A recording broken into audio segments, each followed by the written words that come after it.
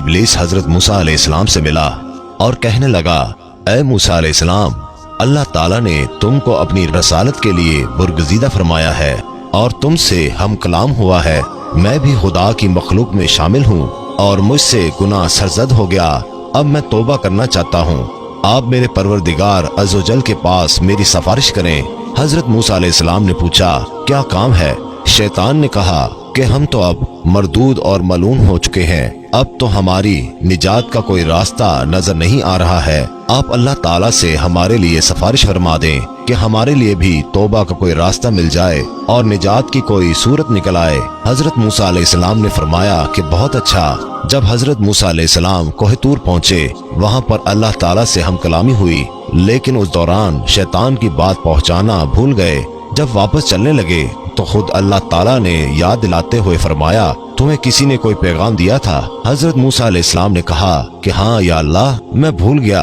रास्ते में मुझे इब्लीस मिला था और बड़ी परेशानी का इजहार कर रहा था और ये इल्तिजा कर रहा था कि हमारे लिए भी निजात का कोई रास्ता निकल आए। ऐ अल्लाह, आप तो रहीम और करीम हैं, हर एक को माफ फरमा देते हैं। वो तौबा कर रहा है तो उसको भी माफ फरमा दे। अल्लाह ताला ने फरमाया कि हमने कब कहा कि तौबा का दरवाजा बंद है? हम तो माफ करने को तैयार हैं। उसको कह दो कि तेरी तौबा कबूल हो जाएगी। उसका तरीका ये है कि उस वक्त हमने तुझसे कहा था कि आदम को सजदा कर ले, उस वक्त तूने हमारी बात नहीं मानी। अब भी मामला बहुत आसान है कि उसकी कब्र पर जाकर सजदा कर ले, हम तुम्हें माफ कर देंगे। हजरत मूसा अलैहिस्सलाम ने फरमाया, ये मामला तो बहुत आसान हो गया।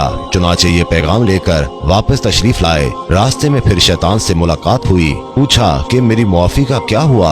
हजरत मूसा अलैहिस्सलाम ने उससे फरमाया कि तेरे मामले का अल्लाह ताला ने बड़ा आसान रास्ता बता दिया है। उस वक्त तुझसे ये गलती हुई थी कि तूने आदम को सजदा नहीं किया था। अल्लाह ताला ने फरमाया कि अब तू आदम की कब्र को सजदा कर ले तो तेरा गुनाह माफ हो जाएगा।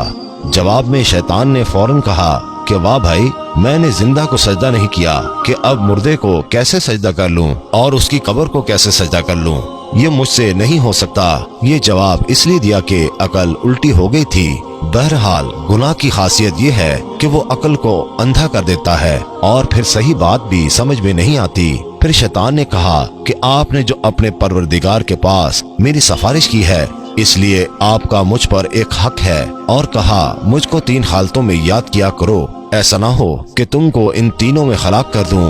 एक तो गुस्से के वक्त मुझको याद किया करो, क्योंकि मेरा वसवसा तुम्हारे दिल में है और मेरी आंख तुम्हारी आंख में है और मैं तुम्हारी रगों में खून की तरह दौड़ता फिरता हूँ।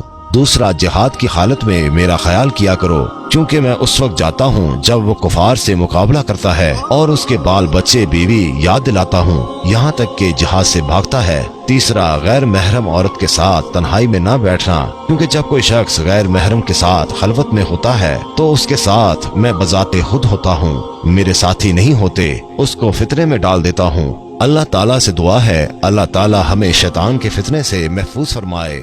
आमीन सुम आमीन।